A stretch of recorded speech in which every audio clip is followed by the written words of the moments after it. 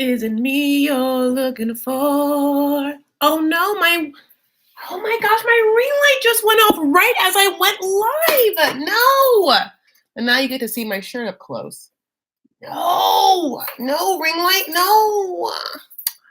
Wow, what foolery. What foolery.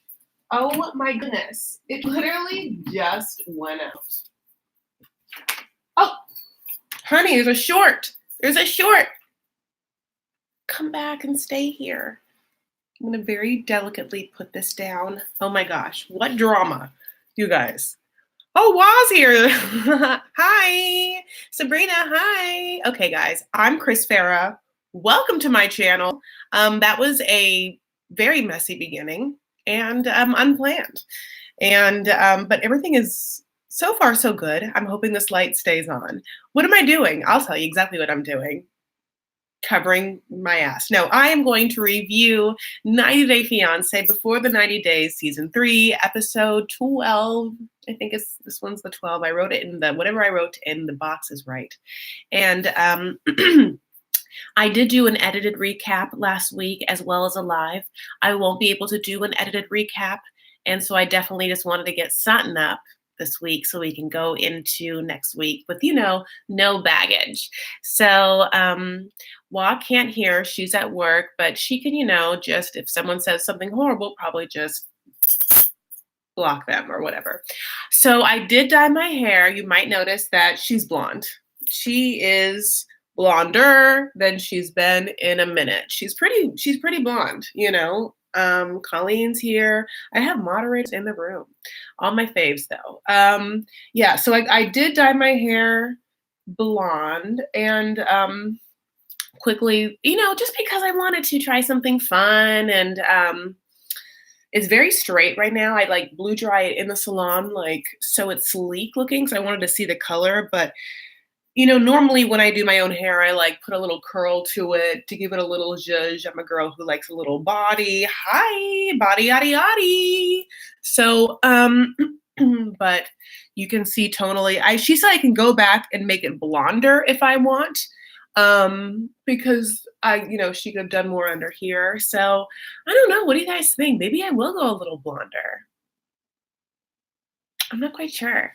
I'm just really into just trying new things. I feel like I've had sort of the same hair for a minute. I've had the same car for a minute. I'm just trying to make things feel a little fresh and new.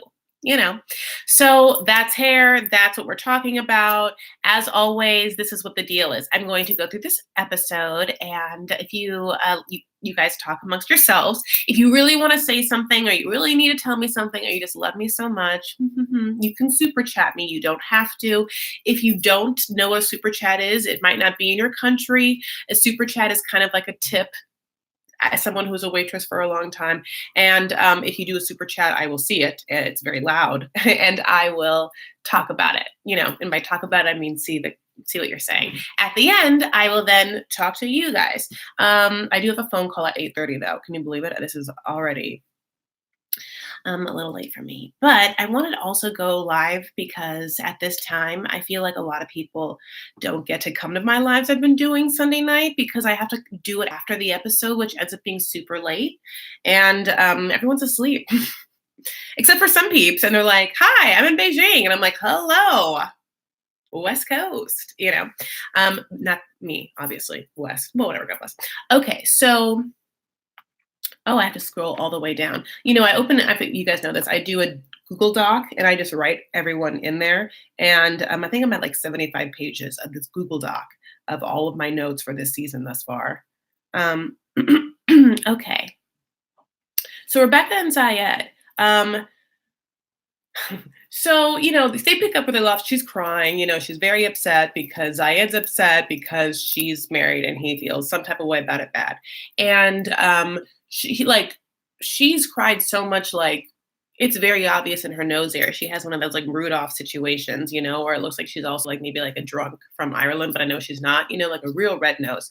At one point he's like, sit down, and she sits down, and then he's talking to her and he's like, I'm an Arab man and you come here and like know that it's not my culture to be with a married woman this way. It's already like, I mean, to me, he's like, I'm an Arab man. Do you know that? And I would be like, yeah, you are an Arab man, but it's crazy to me that you're allowing yourself to be like filmed sleeping in the same bed and stuff like that. Like that's beyond. But especially if you're keeping this a front for your, oh, Courtney, thank you, baby boo. You're doing a great job. I appreciate it.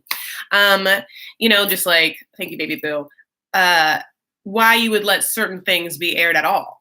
Like he wants to say, I'm an Arab man. Do you know that? I can't be seen on here with a married woman. And it's like you shouldn't be seen doing a whole host of things that we have seen you do. Mostly wear the size shirts that you've been wearing, but that it's neither here nor there. So let's move on to Benjamin and Kini, or as Wa, is rightfully saying, it's a Kinyi, a Kinyi. Like Yi is Asian currency. And if you had a real shiny piece, you could say it's a keen piece of yi. Am I right? Yin. Oh God. What is yi? Chi is like energy, yin and yang. No, I don't even know what yi is, honey. Oh, thank you. You look so pretty. Akila, thank you. I really appreciate it, Bill. Really, really, really. I'm glad you guys like my hair. Like I did a little side note is on my Instagram. I once went really brassy in my 90s youth and I put a picture and I was like, should I go blonde again? And people were like, no. And then I was like, just kidding, I did it. Ha, but it was a different color. Anyway, thank you so much. I appreciated that. So let's talk about this bride price. Finally, it's happening. And he's like, all right, let's get to the gist. Here is an envelope for you, mom. Here's an envelope for you, dad. $300 each. Okay. And that's not enough.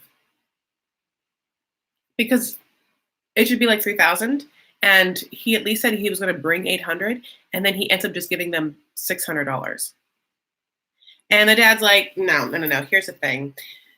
She's a good woman. She's from an educated family. She's from a good family. You ask anyone, good family. This one, like, bright as a button, super sharp. Look at them cheekbones. $600?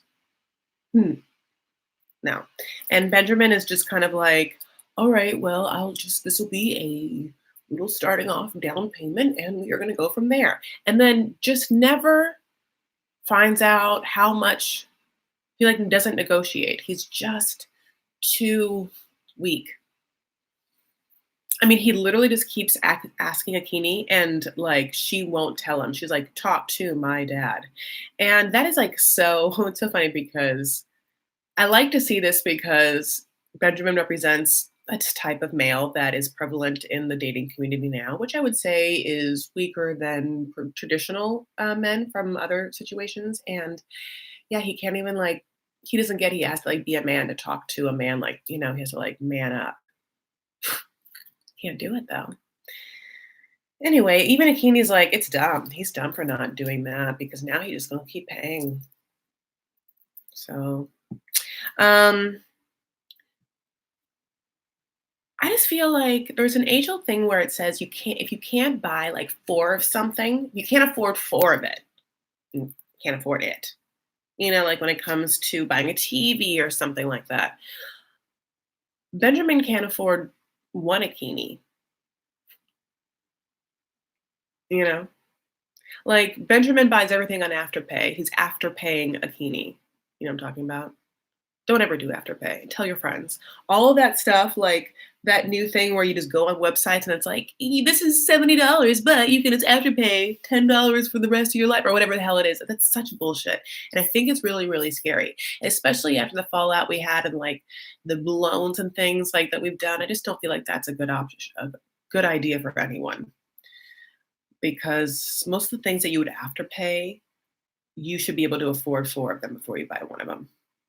Anyway, one of their favorite part of when Benjamin like tells them how much money he brings, like they made an edit of Adele spitting. He was like, oh my God, Paul Jones, white Range Rover fun, must have new car to match your new blonde look. Oh my God, that's so funny. Paul, thank you so much. Yes, I referenced wanting a white Range Rover when Aladdin's mom like popped out during the wedding thing. Was it Aladdin's mom? Yeah. I was like, yeah, I could live my life with a white range. Thank you so much. Um, yeah, I'm glad you like my hair. Thank you so much. So they bring out all the cakes, right? And they're like half black, half white cakes, which did not go unnoticed. I was like, I see what you did there, family. And Colleen's there, which you know I cared about so much. Like Colleen, I paused and I stared at her and I was like, I missed you, girl. And she looked happy for Akini. Akini. Mm. So this is what happens. They go home. Next morning, we have to hear about their consummation. Now, you might remember Akini had talked about her cookie, and then it was like, this is so uncomfortable, and I hate it so much. I just like, I'm so upset. He is like, did I get the cookie from the cookie jar? And it becomes like cookie references.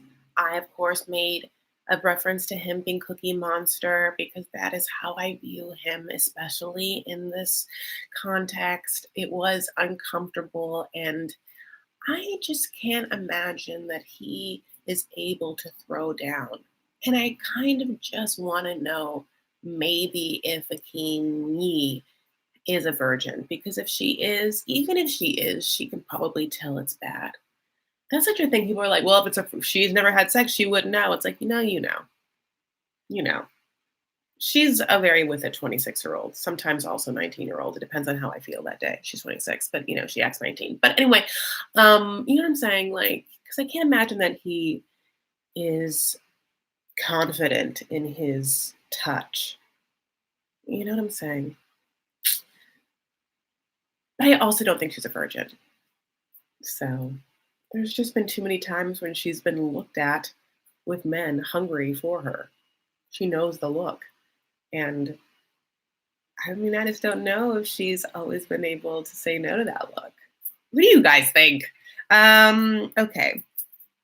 So they go out to dinner, and Akini is like, whatever, like, have you told your peeps? Have you told your fam bam? And Benjamin's like, no. And she's like, you remember that part where I said, once it's done, we're married? We're married. You have a wife. Have you even told anyone? Your mom, your dad, not anyone, not no one? He's like, no. And she, I feel like, just thinks that him refusing to do so is somewhat of a comment on his respect level for the reunion slash the significance it holds or importance to his seriousness in his life, which I understand. Just so she wraps up that food to go, and he's saying that he's afraid that his family won't, understand the suddenness of his marriage. And I'm going to say up and down, probably his family's not going to understand like a whole host of his decisions. And this, is just ranks among them, is how I would say it. There's so much drama and like, not drama, but there's so much tea out there about like Benjamin's irresponsibility with either money or fatherhood. I just don't know what's really true or not. But I do know that I find him unattractive. But I do find him kind, although controlling. I don't know. I feel I want to try to say something nice about him, but he creeps me out. I don't like it. So that's hard for me. Sorry. Anyway, Caesar. I hate this. So, he's fucking talking to Maria and sending her for $2,000 to $4,000 since we left him. Literally at this point, I'm just like, the only way for this to be resurrected is if we see her at the tell-all. If not, I don't know if I'm going to ever like truly trust the producers ever again. I basically think they're all like heathens and hooligans anyway that just try and, paint us like smoke and mirrors, and we have to like find out what's real by digging and like seeing and sleuthing. But this has been atrocious to do to us. Our time has been devalued, our attention and our span and our energy just like unwarranted on this nonsense storyline. And if you do not deliver to me a Ukrainian gold digging Snapchat filter trophy person, If you don't give me that person in some sort of real life interview, and I'll even take Skype. If it's real though, where he gets to sit there just like you did with the other way and have her right there in a real satellite feed, no filter, I'll forgive you for this whole season. But if you don't, I won't. And I'm very serious. Okay, Avery and Omar. Um, so, God bless, that Terry is tan, honey. She's been running all around. She's been in triathlon training. I don't know how long. It feels like she got a spray tan amongst immediately landing. I mean, she's suddenly very tan. They go to a lawyer with very sharp glasses. He's Payam, Iranian.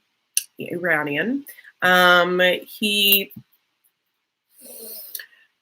just lays out the line that, there is a travel ban for certain countries, and Syria's on one of them. Syria's one of them. And so that really means that, no one's coming in. But they could do waivers, but those waivers haven't ever actually worked. He's never seen one actually happen, be successful. The good news is no one's been denied. They're just all on a waiting list, pending list. So Avery feels some sort of way about that bad. He also lets Avery know she can't just move to Syria, because the whole point of trying to get him here is saying that you're established here and can bring him here with your money and your job and your establishment security place of a home and everything. And so it's not going to be you just moving there. And Terry hears this and she's like, she's like the Grinch that stole Christmas. Her heart grows tenfold. Okay.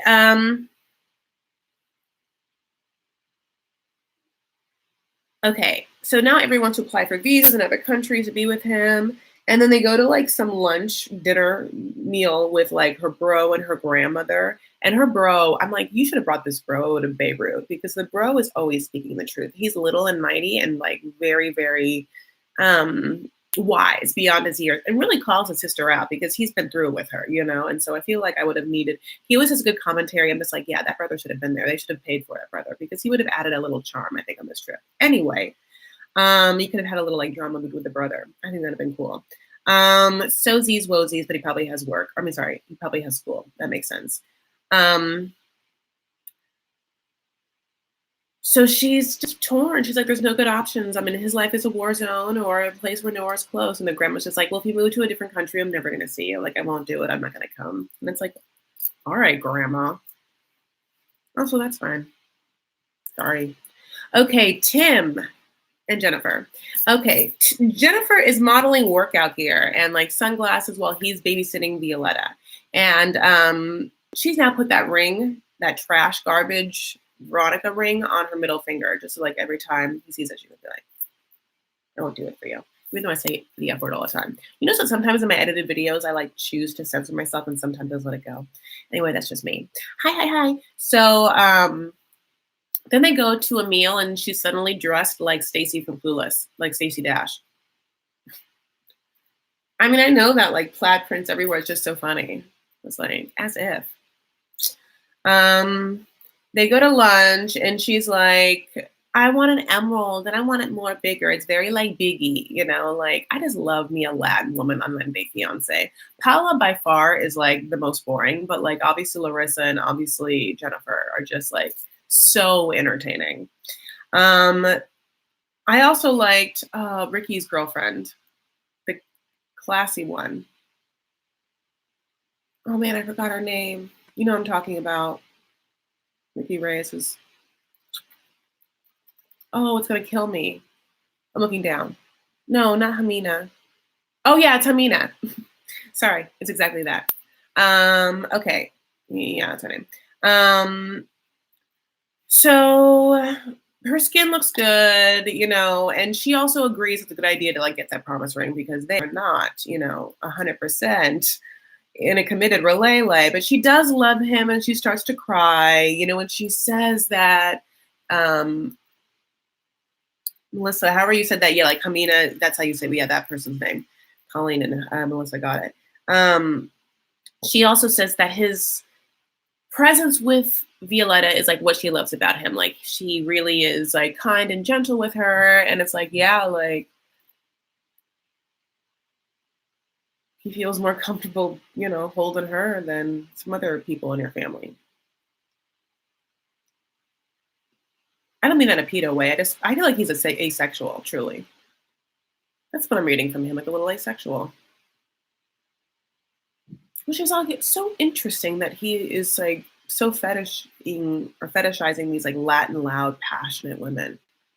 I'm always interested in like dudes, like mild dudes, right? Like kind of like Russ. It seemed like they had like no sex drive, but like wanting these like very fiery, passionate like women who are very sexy and like in their bodies and things.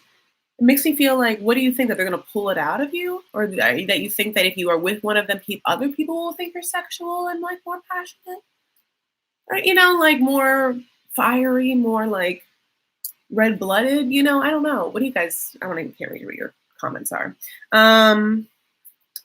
So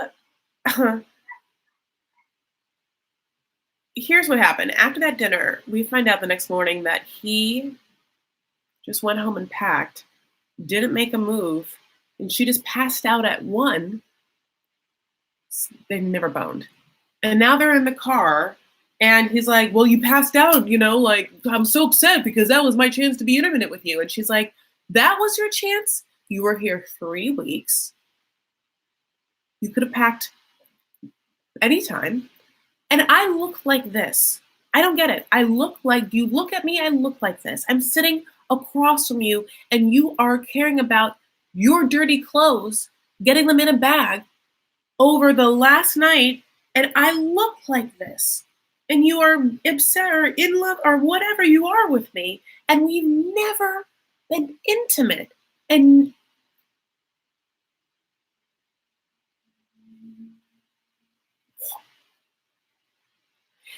it's like, okay, I have a lot of feelings. I get that this would be very upsetting if this is true. I also get this would be very upsetting to Tim if he was having some sort of sexual problem. I don't know where the answer lies, and I don't know like what it is, but I I do find it confusing, and I would be confused too. I know I couldn't do it. I'm not gonna let you put a promise ring on my hand and come out and take like because I feel like he would. I feel like what would happen is he is being dishonest with me, or some part of himself in his sexuality, unless he straight up has told me that he is saving himself or he doesn't want to. But he just keeps saying, "Yeah, like I really want to have sex with you, just can't wait," but keeps not doing it. I'd be like, "You're some," and you can tell me what that is. That just feels energetically weird because I don't want to like second guess myself, and be like, "You're not into me" and stuff. And Jennifer is so goddamn hot. She's like, doesn't really have to because she's like, you're crazy if you're not jumping on me. And he's not. So anyway, but so they have a very tense car ride, and then in the airport, Violetta, is just like in a bear suit. She's so cute. She's just like over it though, too. She's like tired, but he asks for pesos and she gives him one. And that part is so cute. And Violetta is obviously the star of the season, and rightfully so. And also, like, did you see those evil eye earrings that Jennifer was wearing? So cool.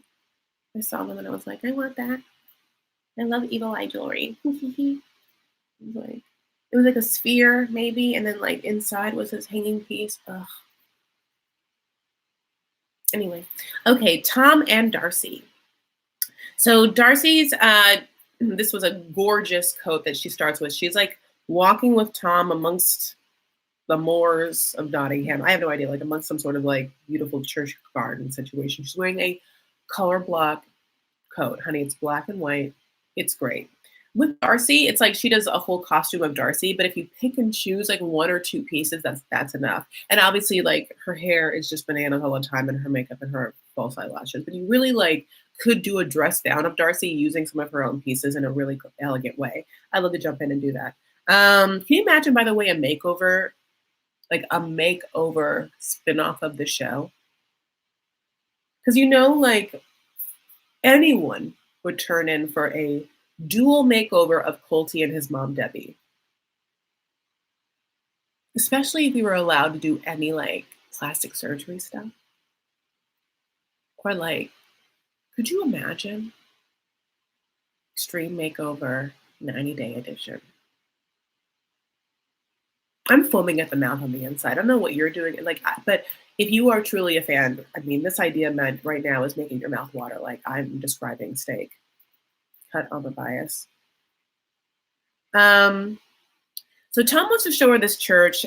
She's so happy, like, but she's also sad because he has committed to her, but hasn't said "I love you" yet. And the producers have really set up the best situation, like getting her in this church because like all they do is literally walk in the church just down the aisle. And she like remarks about it. They're not even looking at the yard like that, like already stationed at the cross, not nothing. Um, she's like, "Is this where Robin Hood got married? Because we're in Nottingham." And I thought that was cute. And he's like, "I do look good in tights," and I like don't know about that. And then they go into like an old timey restaurant with like these beautiful deep green like emerald walls. Oh my god, it's so gorgeous. And she's just like, this episode was this weird fantasy for her, right? Like he takes her to this beautiful meal. He's saying all these things that she's been longing to hear, everything that she's ever wanted. And he's like giving her this whole speech that he is in awe of her, that the times in which he thought that she was being over the top with her graciousness and of his generosity, she just was appreciating him in a way that he had not appreciated, and he appreciates her, and it's the little things. And then, honey, he says, "I love you." And Darcy wins. We see Darcy win for the first time in a long time. I'm a writer. I've like written stuff, and I'll tell you what character works. That kind of when you see a character win after losing a bunch, and then drama always helps by making her lose right after. So then he produces a box. And Juan and I are watching this and we're like, "Ah!" We're freaking the hell out. We're like, "Oh my God, this is bananas." And he opens the box in front of her. And what the box is a box containing a key, a house key. She's leaving like tomorrow. So what the hell good is a house key to his whatever house in Nottingham? She's about to leave and you're changing that key. We know you are. It was so horrifying. She was upset. She was embarrassed, I feel like. Um, he's like, "I'm happy I do finally know I love her." Every time he talks about his relationship with Darcy, it's so one-sided, like he has all the power, he has all the chips, whether he wants to be exclusive with her, whether he decides that he's finally in love with her. Like it's just, oh, it just irks me up and down. He's a manipulative psychopath. To watch him like get her so flying high on top of this beautiful dinner and to get the box. He knows what she thinks. He knows it, obviously. She's been talking about marriage. He brought her to a church. It's that is like, I don't even know, it's like the opposite of gaslighting, but it's like pumping, so it's like manipulative. It's like, I don't know, and it's like psychopathic. I just keep saying that. It's like, what? Whoa! Run! You know, you in danger, girl, is how I would describe. Um, Immediately after, he's like, "By the way, right after you leave, I'm gonna be busy for like the next 10 days. If you like text me, I don't answer, like that's why."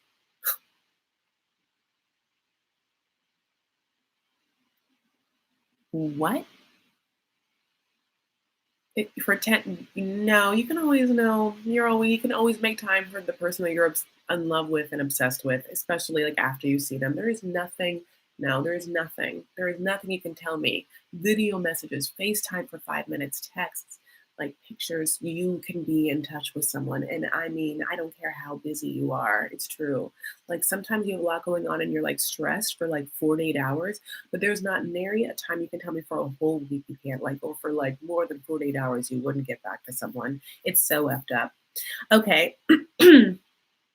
So they get to the airport, right, the next day. He's holding her, he's kissing her. She has all her bags, all the bags. I wonder what her baggage fees are. I mean, like they have to be very intense. I mean, can you imagine? She's like 6 bags. I mean, after the second bag, you like, I mean, You pay like probably internationally you get 2 bags free. But the third bag is gonna be like $200. And the fourth bag is gonna be like $500. And the fifth bag, that's gonna be like $1 billion. You know? Um, he kisses her and then he like goes and like lets her leave and goes to have a confessional with producers. And he's like, you know what? I miss her already. I gotta go run back. And he goes and runs back and like hugs and kisses her again. And we're like, we know what you see. You saw the Jessie episode too. We know. We saw that too. We understand what she likes. We know what Darcy wants. And obviously, you've done some research yourself. Okay, sir. And okay, listen, the final couple is Angela and Michael. Before I do, if you haven't yet, I just want to give you a little encouragement and inspo to thumbs up this video. That's how this works. It really would help me. A, gets people to come in the room and then we are like, oh, people. And then the other thing is that it just helps me. It gives me money. I don't know if it gives me money, but it does help me. It doesn't give me money, but it does help. And I really appreciate either money or helping me. Like makes YouTube think that I say funny things and people like my content or the subscribers that are watching me are into it. That's all. And so sometimes if you're watching on a device, you have to leave and then exit and like thumbs up this video, legs that come right back in. Look, do I know it's annoying? Yes, I do. I absolutely do. But sometimes it's like, you just like do it. Thumbs it up. Okay, Angela and Michael. Okay, honey, this is an engagement party they're going to put on by his family. It's his uncle. And it's like,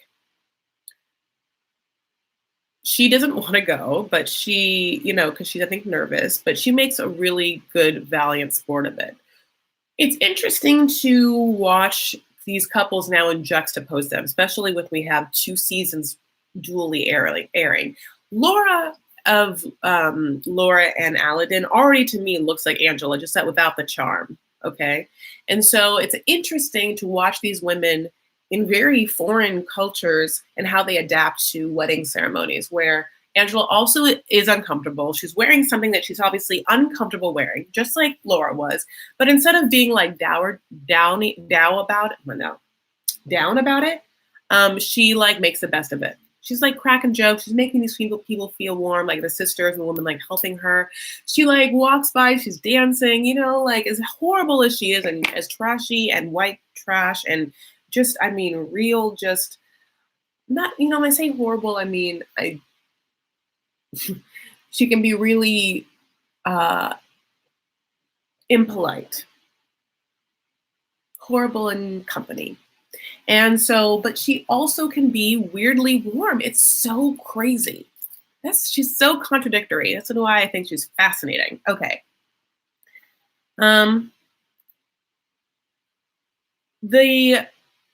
I love the Sarah. I love what the uncle has done. It's a white and yellow themed affair, soiree.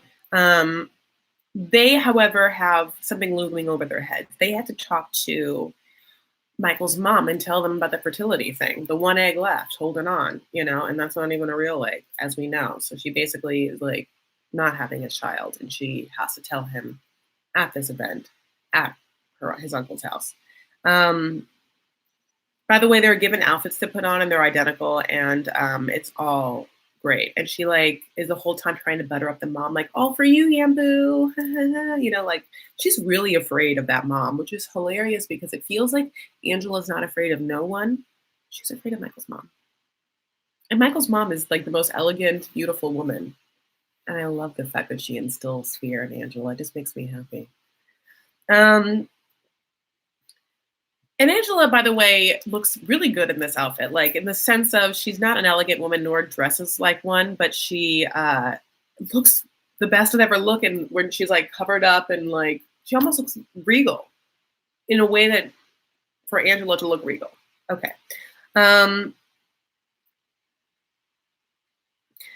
So they go to sit down and talk to the mom. And the mom is so happy. And they're like, Mom, we went to go to the fertility clinic. And the mom is like overjoyed, like as if going to the fertility clinic was like them being like, we're doing it, Mom.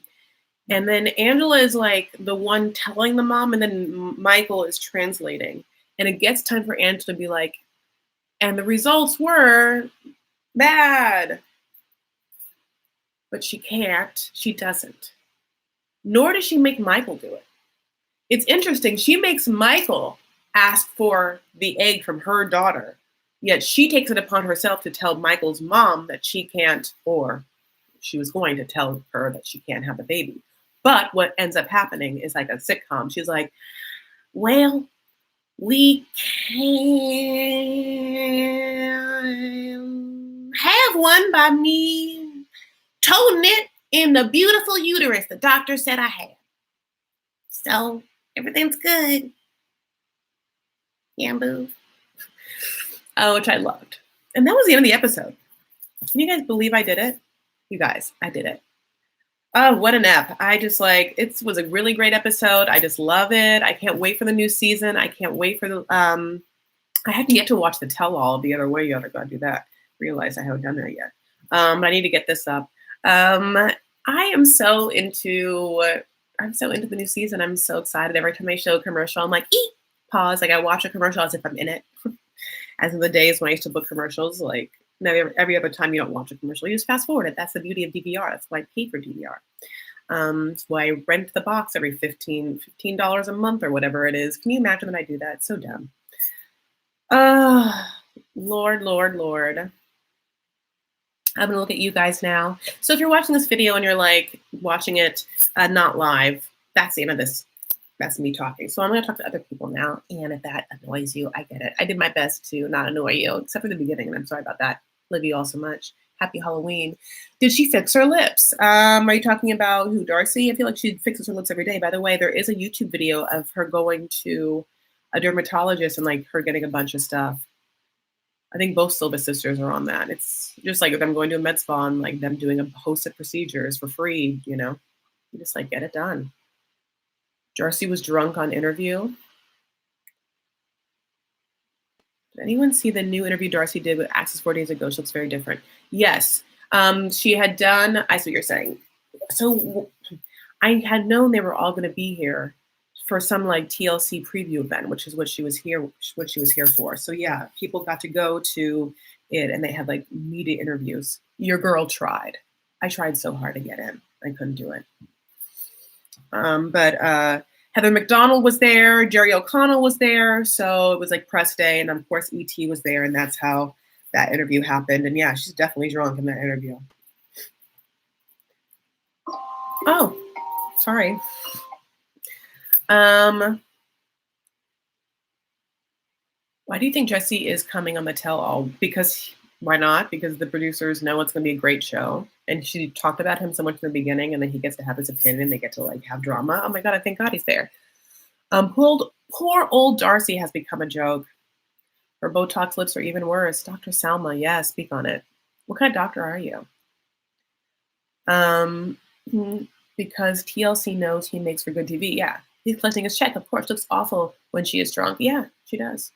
I know, it's like, that's what's annoying is like, as fun as it is to drink, and I do drink, the horrible part of it is when you look back at pictures of like you when you're like, when you've had a little too much to drink, and when you see it, you're like, ugh, I look so bad. I look so out of control or sloppy. I hate looking like uncontrolled or sloppy. So that's why, you know, I really allow myself to be seen that way, but your girl has fun.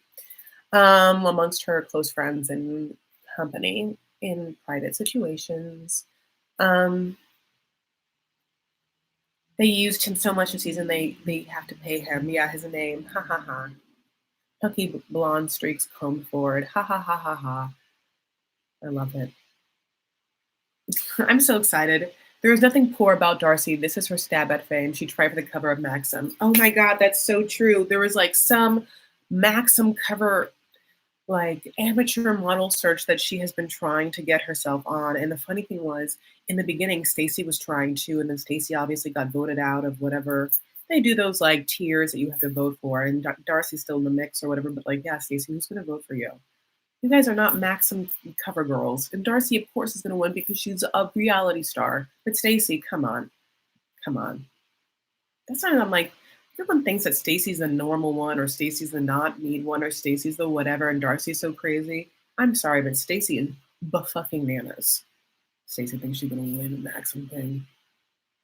At least, yeah, I already said this. You know this, how I feel about this. Jesse is yesterday's news. Why bring him back only for drama? Yes, Cindy, you're right, but that's why they're gonna bring him back for drama. Darcy looks like she's messed up on pills. Yes. 45 years too old, put it away.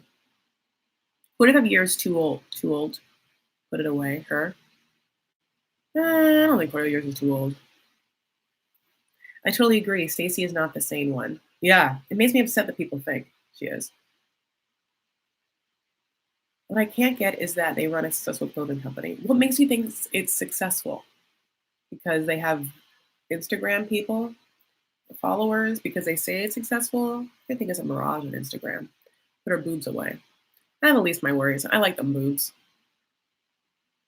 I want her to get classy, elegant eyelash extensions that are a little more normal looking, but they won't ever come off. And I mean, the second thing is I need her to like whatever her hair is. I don't know what to do. Well, someone's texting me. I'm gonna have to go, guys. I feel bad. I love you guys, though. I'm so happy you've been here. Thank you so much to everyone. Thanks for like hanging out with me. I'm sorry it took me a minute to put this up, but if you haven't watched my edited recap of last week's episode, go back and do that.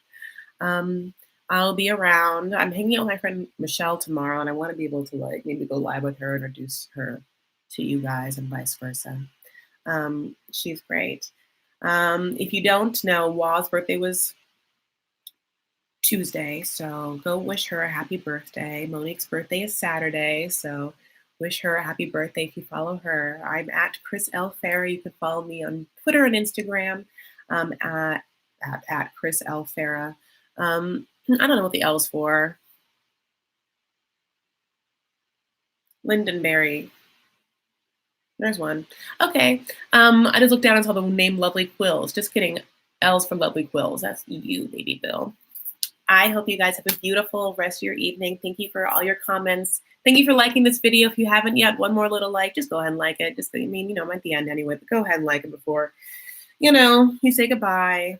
Anyway, take care of yourselves and each other. Stand up for what you believe and make art. Do you like my hair? Do you like my hair? Do blondes have more fun, honey? Do gentlemen prefer blondes? All this and more when I find out.